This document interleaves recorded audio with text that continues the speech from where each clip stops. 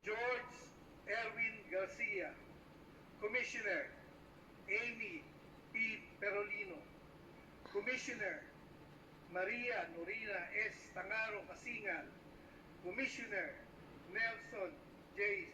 Celis, Commissioner Noli R.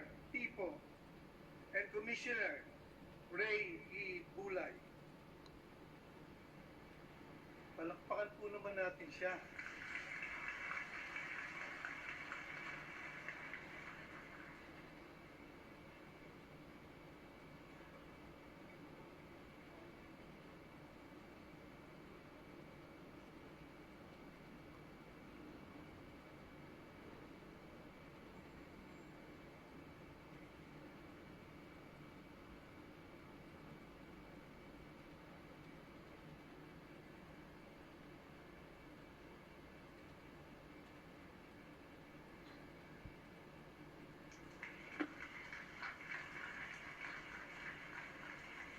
May we request the family and friends of Senator Villar to come up the stage for a photo opportunity.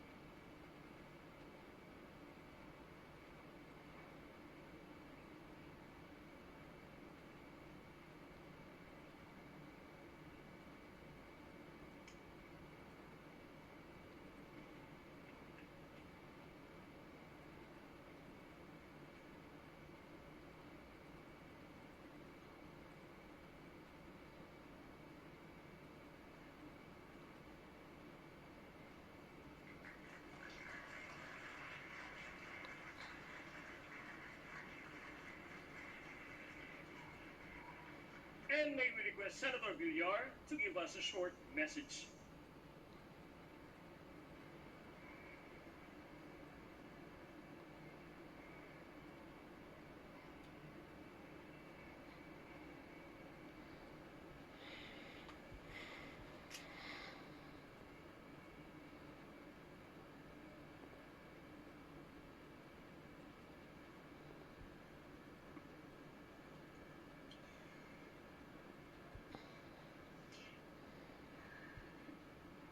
To the Chairman of the Commission of Elections, Honorable George Erwin Garcia, Honorable Ray Bulay, Honorable Amy Ferolino, Honorable Nelson Celis, Honorable Ernesto Maceda Jr.,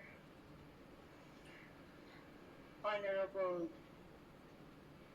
Marta Tanganyo Kasingal, Honorable Noli People, sa lahat po ng nandito ngayong hapon, sa ating mga minamahal na kababayan, I stand here incredibly honored and humbled by this opportunity. I'm grateful to God that we had a peaceful elections with a very good result. And today, with all humility, tinatanggap ko po ang responsibilidad na ito at karangalan na ito. And I promise that I will work twice as hard, that I will stand twice as firm, and that I will serve with all my heart and exhibit leadership, because leadership is about showing up, standing up when it's easier to play it safe, and speaking out when it's more convenient to stay silent. I am overwhelmed by this moment because this journey hasn't been easy, and my heart is simply filled with love and gratitude. Again, I would like to thank God, everyone who supported and was part of my campaign, to everyone who pulled me through this, to my fellow candidates and my fellow senators. You are all an inspiration to me. And thank you for encouraging me. Sa lahat po ng nag-volunteer at kasama ko nung kampanya, maraming salamat. And to my family, to my husband, Erwin, to my kids, Tristan and Kara, thank you for being with me through the highs and lows. To my brothers, Paolo and Mark, thank you for guiding me and bringing me home. And above all, to my parents, to my mom, Senator Cynthia, and to my dad, Senator Manny Villar. Papa, I remember I told you when I was younger that it was my dream to be like you and to serve and to help as many people as I could. And thank you for helping me achieve my dreams and making my dreams come true. And higit sa lahat po ng ating mga kababayan na tumulong po sa akin at nagbigay ng tiwala at suporta, maraming salamat po. Iingatan ko po ang inyong tiwala at suporta at makakaasa po kayo na magtatrabaho po ako para yung mga pangarap natin para sa sarili natin, sa ating mga mahal sa buhay, sa ating pamilya, at para sa ating bansa ay makakamit natin ng sama-sama. Muli, maraming salamat at mabuhay po kayong lahat at mabuhay ang Pilipinas. National and local elections, do hereby proclaim Pilar Juliana Shram Cayetano as Senator-elect to serve for a term of 6 years, ending on June 30, 2031, in accordance with Section 4, Article 6 of the Constitution of the Republic of the Philippines, given this 17th day of May 2025 in the city of Manila, Philippines. Signed, George Erwin M. Garcia, Chairman, Amy P. Ferolino, Commissioner, Ray E. Bulay, Commissioner, Ernesto Ferdinand P. Maceda Jr., Commissioner, Nelson J. Celis, Commissioner, Maria Norina S. Tangaro Kasingal, Commissioner, Noli R. Pipo, Commissioner, attested by Teopisto E. Elnas Jr., Executive Director.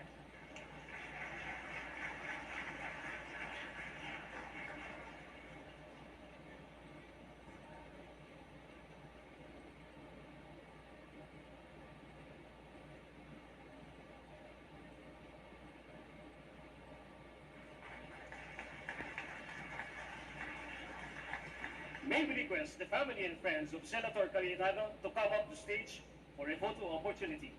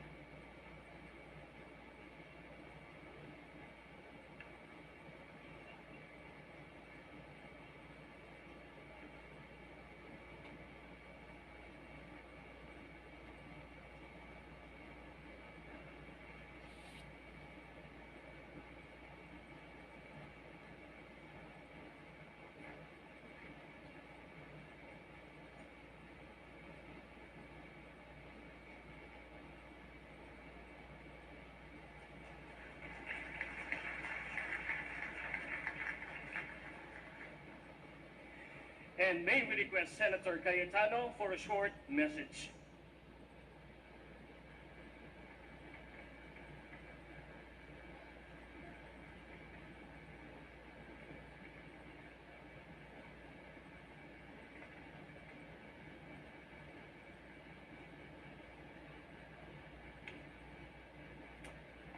Good afternoon, Commissioners, fellow Senator-elects, and all the guests.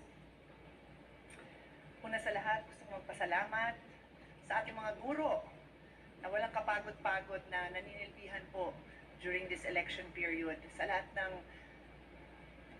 volunteer and COMELEC workers, and of course the commission headed by Chairman George Garcia.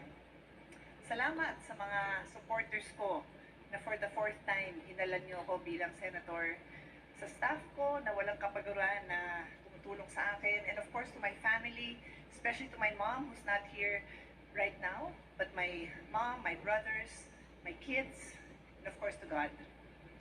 Maiksing kwento po. 21 years ago, I was elected as the youngest ever female senator.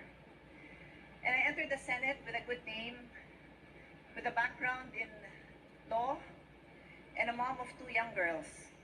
My two young girls are no longer little girls, and I now have another son. And I work inspired by the legacy of my late father, Senator Rene Compañero Cayetano, and the public service of my brothers, Alan, Ren, and Lino. I had the privilege of watching, of observing, and learning from great men and women of the halls of the Senate. The late Miriam Defensor Santiago, the late Edgardo Angara, Joker Arroyo, Juan Flavier, Nene Pimentel. They're all gone now, but I learned and I continue to keep their memory in my heart.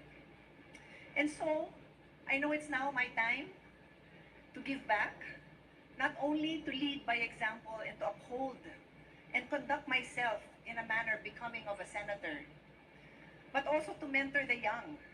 So I look around, and sino ba yung newly elected and young dito? Walang iba kundi si Camille Villar. Siyempre bata pa si Bam, pero hindi na new si Bam. Di na. Si Kiko naman, who's not here with us, ahead pa yan sa akin. Si Camille lang, you're the only one I'll mentor, Camille. But to the rest of my colleagues, I look forward to engaging with you in healthy and heartfelt debates, to argue with you, and sometimes to fight with you to the point na I will not talk to you that day because mainit talaga ang ulo ko dahil hindi tayo nagkakasundo. Pero hihimayin natin ng isa-isa ang mga batas na hinaharap natin sa mga kababayan natin because they deserve no less. They deserve no less than people that they elected with different points of view, with different backgrounds, to argue their points, to find what is the best solution, and not to compromise just because it's easier to compromise, but to find the very best that the Filipino people deserve. We live now in the age of transformation and the age of innovation. We live in the time of acceleration, which means napakabilis pumalit ang mga bagay. Most of us who were elected grew up with a rotary phone